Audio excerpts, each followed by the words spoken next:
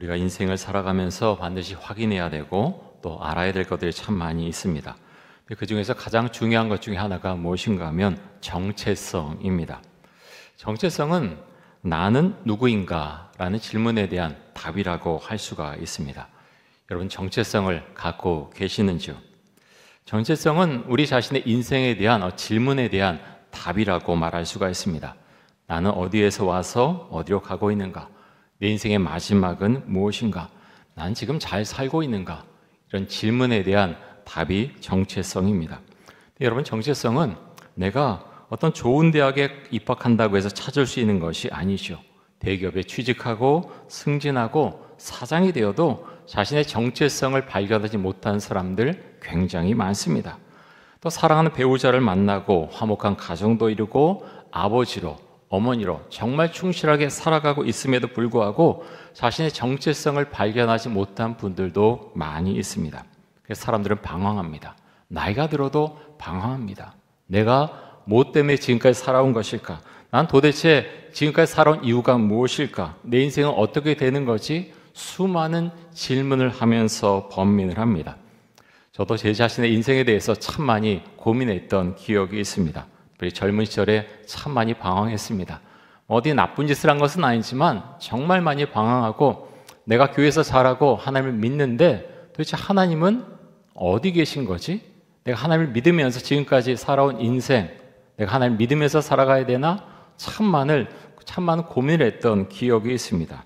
목사가 된 이후에도 수많은 질문을 드렸지요. 하나님, 제가 잘하고 있습니까? 목회 잘하고 있습니까? 길을 잘 잡고서 잘 걸어가고 있습니까? 수많은 질문을 드렸습니다.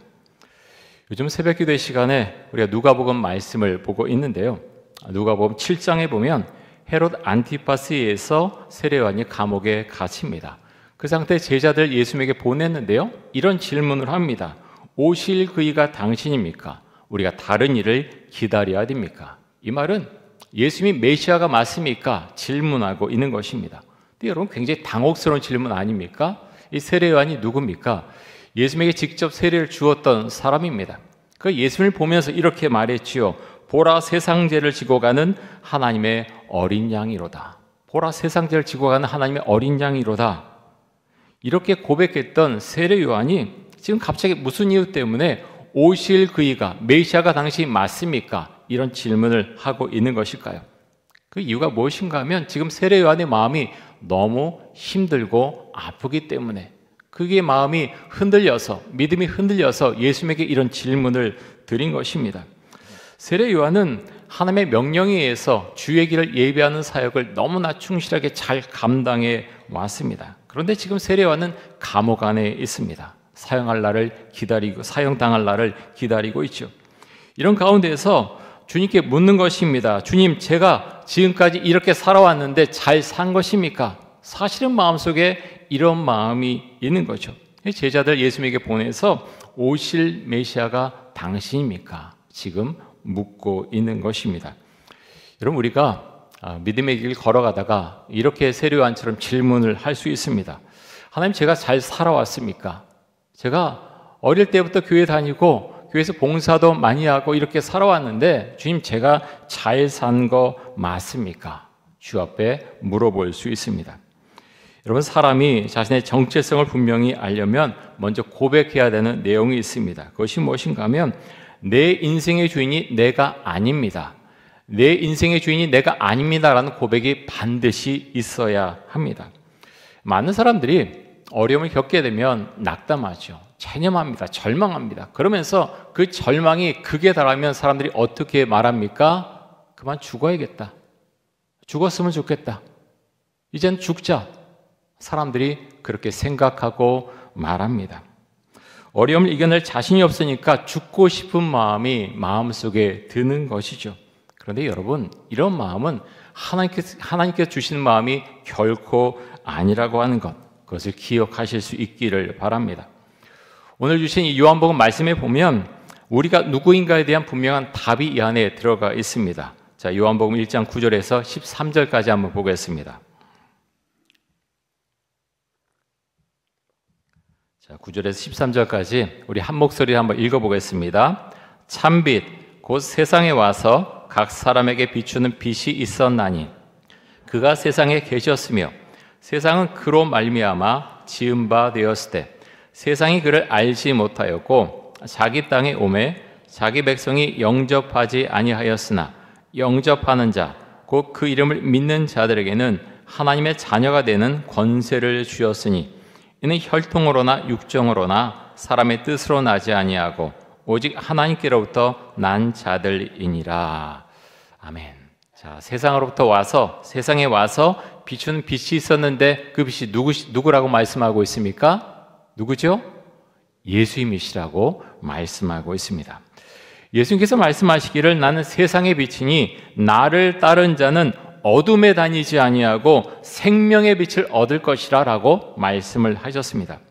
예수를 믿고 따른 자는 어두운 마음 가운데 살지 않고 어두운 세상 가운데 살지 않을 것이라는 말씀이시오. 왜 그렇습니까? 예수님이 빛이시기 때문에, 빛 대신 예수님을 내 마음에 모셨기 때문에 어두운 마음 가운데 살지 않게 된다고 하는 것입니다. 참 놀라운 건 빛 대신 예수님을 믿을 때 새로운 신분을 얻게 된다라는 것입니다. 어떤 신분입니까? 여기 뭐라고 말씀하지요? 어떤 신분이죠? 하나님의 자녀, 하나님의 자녀라고 하는 신분입니다. 자, 12절에서 뭐라고 말씀하고 있습니까? 영접하는 자, 곧 그 이름을 믿는 자들에게는 누구의 이름을 믿는다고요? 누구죠? 예수님의 이름을 믿는 자, 예수님의 이름 믿는 자에게는 하나님의 자녀가 되는 권세를 주셨다라고 말씀합니다. 하나님의 자녀라고 하는 이 신분은요, 권세는 엄청난 것입니다. 그리스도의 정체성은 내가 하나님의 자녀다라는 그 믿음의 고백에서부터 출발을 합니다. 여러분이 하나님의 자녀다라는 것이 얼마나 중요한지 모릅니다. 내가 하나님의 자녀면 하나님은 나의 아버지가 되시는 거죠. 하나님의 자녀라고 하는 정체성은 우리에게 안정감을 가져다 줍니다. 여러분 이것이 얼마나 중요한지 모릅니다. 하나님의 자녀라고 하는 정체성이 분명하지 않으면 어려움이 닥쳐왔을 때 신앙이 심하게 흔들릴 수 있습니다. 왜냐하면 내가 하나님의 자녀다, 그 인식이 사실은 별로 없어요. 듣긴 했는데 뭐 그런가 보다. 근데 내가 하나님의 자녀마저 아니야. 사실은 그렇게 생각을 하고 있다라는 것입니다. 누가복음 15장에 보면 돌아온 탕자 이야기가 있습니다. 보통 집을 나갔다 돌아온 둘째 아들이 탕자다, 우리는 그렇게 말하죠. 하지만 참된 순종이 무엇인지 모르는 첫째 아들 또한 탕자입니다. 아버지에 대한 고마움을 모르던 둘째 아들은 아버지에게 자신의 유산을 먼저 달라고 요청을 하죠. 유산을 먼저 달라는 것은요, 아버지 빨리 죽으세요 하는 그 말과 똑같은 말이었습니다. 패륜하죠. 아주 잘못된 그런 아들입니다. 그런데 이 아버지는 둘째 아들이 요구한 유산을 둘째 아들에게 줍니다. 둘째 아들은 그 재물을 가지고 세상 밖으로 나가죠. 허랑방탕하게 살아갑니다. 술 먹고 온갖 놀이를 하면서 지내다가 금방 빈털터리가 됩니다. 둘째 아들은 먹고 살기 위해서 돼지치는 일을 했습니다. 돼지가 먹는 쥐엄나무도 제대로 먹을 수가 없었죠. 그렇게 살다가 그때서야 아버지 생각을 합니다. 그리고 그는 내가 아버지에게 돌아가서 품꾼으로 살겠다라는 생각을 하고 아버지에게 돌아갑니다. 그런데 여러분, 아버지가 둘째 아들을 어떻게 맞이합니까? 자, 누가복음 15장 20절에서 24절까지의 말씀을 보겠습니다. 우리 이 말씀도 같이 한번 읽습니다. 이에 일어나서 아버지께로 돌아가니라. 아직도 거리가 먼데 아버지가 그를 보고 측은히 여겨 달려가 목을 안고 입을 맞추니 아들이 이르되 아버지, 내가 하늘과 아버지께 죄를 지었사오니 지금부터는 아버지의 아들이라 일컬음을 감당하지 못하겠나이다 하나 아버지는 종들에게 이르되 제일 좋은 옷을 내어다가 입히고 손에 가락지를 끼우고 발에 신을 신기라. 그리고 살진 송아지를 끌어다가 잡으라. 우리가 먹고 즐기자. 이내 아들은 죽었다가 다시 살아났으며 내가 잃었다가 다시 얻었노라 하니 그들이 즐거워하더라. 아멘. 여러분, 자녀라고 하는 신분, 이 신분이 갑자기 사라지는 것 아닙니다. 둘째 아들은 내가 이제 아들이 아니라 품꾼으로 살겠다라고 하는 마음을 가지고 아버지에게 돌아왔지요. 하지만 아버지는 여전히 그를 사랑하는 아들로 대합니다. 우리를 향한 하나님의 마음이 예수님께서 말씀하신 돌아온 탕자의 비유 이야기 속에 있습니다. 하나님의 자녀라고 하는 신분은 우리 마음대로 만들거나 없앨 수가 없는 것입니다. 하나님의 자녀라고 하는 신분은 예수 그리스도를 구원자로 고백하는 사람에게 하나님께서 은혜로 주시는 선물입니다. 무엇과도 바꿀 수 없는 귀한 선물이죠. 어느 청년이 일하던 카페에서 매니저로 승진을 했습니다. 좋아하는 마음도 잠시였고 매니저가 된 지 3개월 만에 갑자기 권고사직을 당했습니다. 그 청년은 그때부터 은둔과 고립을 시작을 했습니다. 사람을 두려워했던 그 청년은 겨울 내내 방에서만 틀어박혀 지냈습니다. 이 청년 자신이 은둔하게 된 이유에 대해서 이런 이야기를 합니다. 내가 카페에 30분 일찍 출근하고 퇴근도 늦게 하면서 정말 열심히 일했습니다. 근데 갑자기 나가라고 하니까 배신감과 회의감이 마음속에 몰려왔습니다. 더 좋은 일자리를 찾고 싶은 마음도 없습니다. 여러분, 이런 이야기를 들으면 누구에게는 참 대수롭지 않게 여길 수 있는 일이지만 이 청년에게는 사회가 커다란 벽처럼 다가왔고 그래서 하루 종일 아무것도 하지 않은 채 방에만 갇혀 지냈습니다. 이 청년과 같은 고립, 은둔 청년은 우리나라 전체 청년의 5%인 약 54만 명이 된다고 그렇게 추정을 합니다. 고립이라고 하는 것은 위기 때 도움을 청할 수 있는 사람이 거의 없는 것, 위기 때 도움을 청할 사람이 거의 없는 것을 고립이라고 하고요. 은둔이라고 하는 것은 거주 공간에서 자신이 사는 집에서 외출을 거의 하지 않은 것, 그것을 은둔이라고 말합니다. 우리가 보통 생각하면 게으르거나 나태해서 정신이 제대로 되지 않아서 그렇지라고 말할지 모르지만 청년들은 일자리 보조, 과도한 능력주의, 사회적 관계 어려움 등으로 인해서 고립과 은둔으로 내몰린다. 그렇게 학자들은 지금 진단하고 있습니다. 여러분, 이런 청년들에게 가장 필요한 것이 무엇입니까? 여러 가지가 필요하지만 안정감이 필요합니다. 내가 사람들에게서 환영받고 있다고 하는 안정감, 그리고 내가 갈 곳이 있다는 안정감이 청년들에게 필요합니다. 여러분, 기도하기는 우리 교회 청년부가 이런 공동체가 되시기를 간절히 소망하고 기도합니다. 우리 교회는 목장교회, 소망부가 사람들에게 안정감을 줄 수 있는 공동체가 될 수 있기를 간절히 기도하고 소망합니다. 자신감을 잃고 살아가는 청년들과 장년들에게 하나님의 자녀다라는 이 신분은요, 엄청나게 소중하고 중요한 것입니다. 이것이 분명하면 넘어지지 않습니다. 왜 그렇습니까? 안정감이 있기 때문에, 내가 실망하고 아파도 돌아갈 곳이 있기 때문에 그렇게 낭만 가운데 살아가지 않습니다. 로마서 8장에 보면 하나님의 자녀에 대해서 이렇게 말씀하고 있습니다. 로마서 8장 14절에서 16절까지의 말씀을 보겠습니다. 우리 14절에 16절까지 우리 같이 한번 읽겠습니다. 무릇 하나님의 영으로 인도함을 받는 사람은 곧 하나님의 아들이라. 너희는 다시 무서워하는 종의 영을 받지 아니하고 양자의 영을 받았으므로 우리가 아빠 아버지라고 부르짖느니라.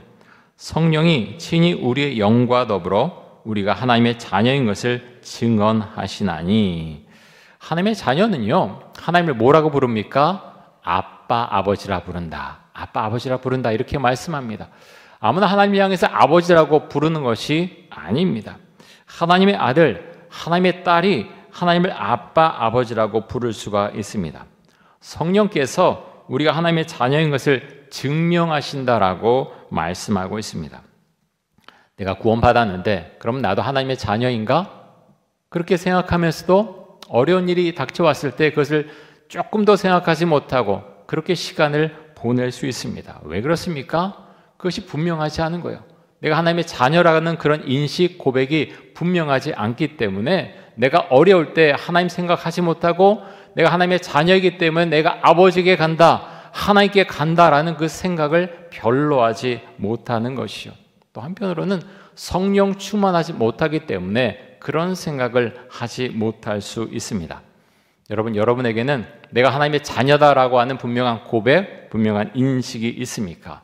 혹시 그렇지 못한 분이 계시다면 하나님, 제가 하나님의 자녀입니까? 하나님의 아들입니까? 하나님의 딸입니까? 주 앞에 분명히 묻고 그 확답을 받아내실 수 있기를 바랍니다. 그러려면 성령 충만해야 되죠. 자, 에베소서 5장 8절과 9절 말씀 보겠습니다. 우리 같이 한번 읽습니다. 너희가 전에는 어둠이더니 이제는 주 안에서 빛이라. 빛의 자녀들처럼 행하라.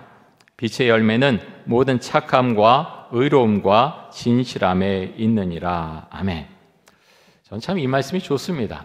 왜 좋으냐면 예수를 믿기 전에는 마음이 어두운 그런 사람도 예수를 믿고 나서는 빛처럼 환해졌다. 이 말씀은 그렇게 우리에게 증거하고 있습니다. 이제 너희는 주 안에 빛이라고 하시면서 빛의 자녀들처럼 행하라고 말씀합니다. 이거 다른 거예요. 정말 마음이 어둡고 죽어가던 그 사람도 예수라는 빛이 마음속에 들어오면 그 마음이 자신도 모르게 밝아진다라는 거죠. 이것은 굉장히 중요합니다. 내 마음이 밝으냐 아니면 어두우냐, 여러분 굉장히 중요합니다. 왜 그렇습니까? 예수님이 내 마음에 들어오면요 어둠 가운데서 살지 않습니다. 우리가 살아가면서 힘들 때가 있죠. 그래서 죽고 싶어, 힘들어 라고 말할 수도 있습니다. 그런데 예수님이 빛이 되신 예수님 내 안에 들어오시면 어떤 일이 일어나느냐, 내가 순간적으로 그럴지라도 빛 대신 예수님이 내 마음 가운데 빛을 비춰주셔서 환한 마음으로 그렇게 이끌어 주신다라는 것입니다. 예수를 믿으면 빛의 열매를 맺게 됩니다. 착함과 의로움과 진실한 삶을 살아가게 됩니다. 여러분, 이것이 하나님께서 우리에게 주시는 은혜인 줄 믿습니다. 저는 요즘 기다림이라고 하는 단어를 참 많이 생각을 합니다. 하나님께서 정말 젊을 때 방황하던 저를 기다려 주셨습니다. 하나님께서는 첫째 아들 같고 둘째 아들 같은 우리들을 기다려 주셨습니다. 하나님께서는 또 우리의 자녀들을 기다려 주십니다. 우리는 두 가지를 함께 갖고 있어야 됩니다. 그것이 무엇인가 하면 긴박성과 기다림입니다. 복음을 전할 때도 긴박성과 기다림이 필요하죠. 이전에 언젠가 제가 한번 말씀드렸는데요. 제가 어느 선교사님의 글을 읽다가 그런 글을 봤습니다. 이분이 식당에 들어갔는데 식사하려고 하는데 하나님이 계속 말씀하시는 거예요. 저 사람에게 가서 복음을 전하라. 내 마음속에 부담이 있었어요. 하나님, 저 밥 먹으러 왔어요. 좀 편하게 밥 먹고 가고 싶어요. 다음에 할게요. 그래서 계속 그것을 거절하고 복음을 전하지 않고 그냥 식당을 나왔답니다. 근데 계속해서 하나님께서 계속 말씀하시는 거예요. 그래서 마음이 너무 괴로워서 돌아왔는데요.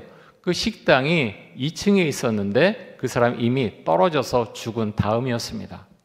마음에 큰 충격을 받았죠. 그 성인이 엄청난 충격을 받고서 그래서 하나님, 제가 앞으로는 반드시 순종하겠습니다. 그런 고백을 주 앞에 드렸다고 합니다. 여러분, 그래서 긴박성이 있어야 돼요. 하나님께서 나에게 말씀하실 때 누구에게든지, 나의 자녀에게든지 누구에게든지 말씀하라고 할 때 순종해야 됩니다. 긴박성이 있어야 된다고 하는 것이죠. 그런데 모든 사람에게 그런 것은 아니죠. 때로는 기다릴 수 있어야 됩니다. 내가 아무리 급해도, 그래서 막 화를 내고 어떻게 하려고 해도 하지 못하는 경우가 얼마나 많은지 모릅니다. 그럴 때는 기다려야 되죠. 주 앞에 기도하면서 나의 자녀가 돌아오기를, 나의 사랑하는 사람이 돌아오기를 주 앞에 기도하면서 기다려야 됩니다. 여러분이 사랑하는 누군가를 향해서 기도할 때 두 가지 마음을 가질 수 있기를 바랍니다. 긴박성과 기다림, 두 가지를 위해서 기도하십시오. 우리가 중심적인 목표로 삼아야 할 것은 하나님의 자녀라고 하는 분명한 정체성을 갖는 것입니다. 먼저 내가 하나님의 자녀라고 하는 정체성을 갖고 또 내가 사랑하는 누군가가 이 하나님의 자녀라고 하는 정체성을 가질 수 있도록 그분을 위해서 기도하실 수 있기를 바랍니다. 아까 봤던 말씀 가운데서 요한복음 1장 12절 13절 다시 한번 보겠습니다.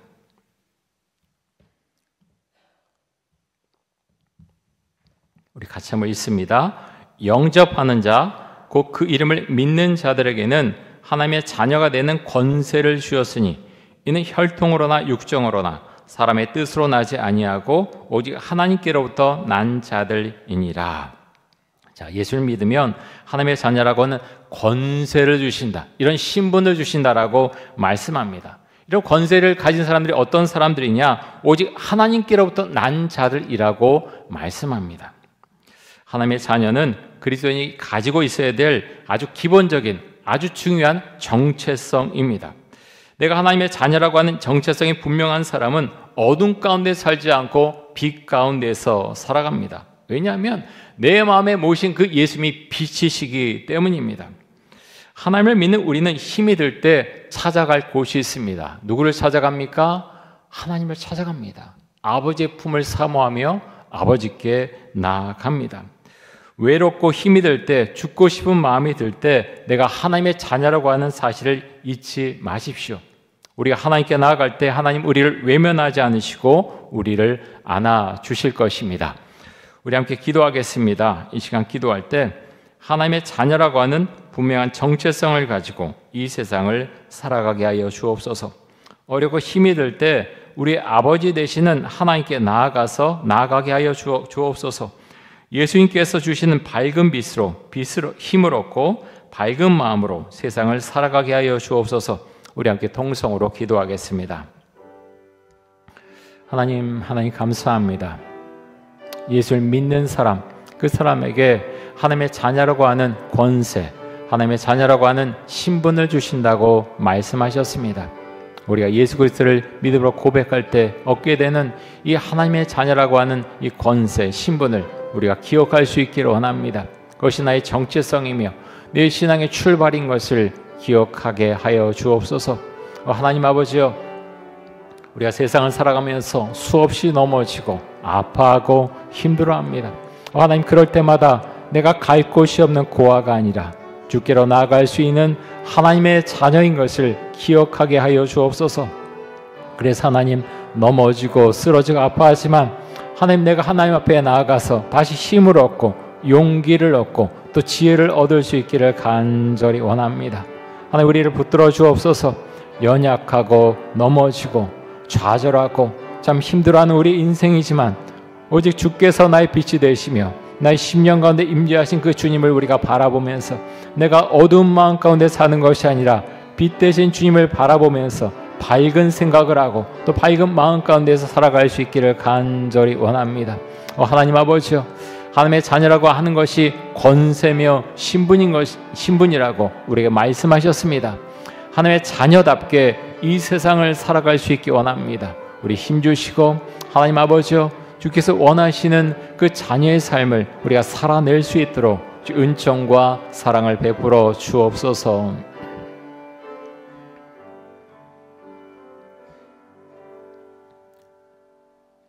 하나님 감사합니다.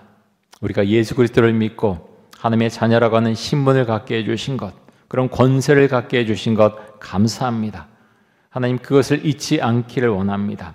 내가 하나님의 자녀라고 하는 그 사실을 기억하고 내가 힘이 들고 아플 때 하나님, 나 혼자 것을 버티고 괴로워하는 것이 아니라 나의 아버지 되신 하나님께 나아갈 수 있기를 간절히 원합니다. 우리 성도들의 심령 가운데 어두운 마음을 내쫓아 주시고 밝은 마음을 주옵소서. 주께서 그 심령 가운데 임재해 주셔서 힘을 주시고 소망과 은혜를 주시고 회복을 주시기를 간절히 원합니다. 주님 감사합니다. 그 믿음을 고백하면서 우리가 주신 인생의 길을 우리가 기쁨과 감사한 가운데 걸어갈 수 있도록 하여 주옵소서. 예수 그리스도의 이름으로 기도드립니다. 아멘.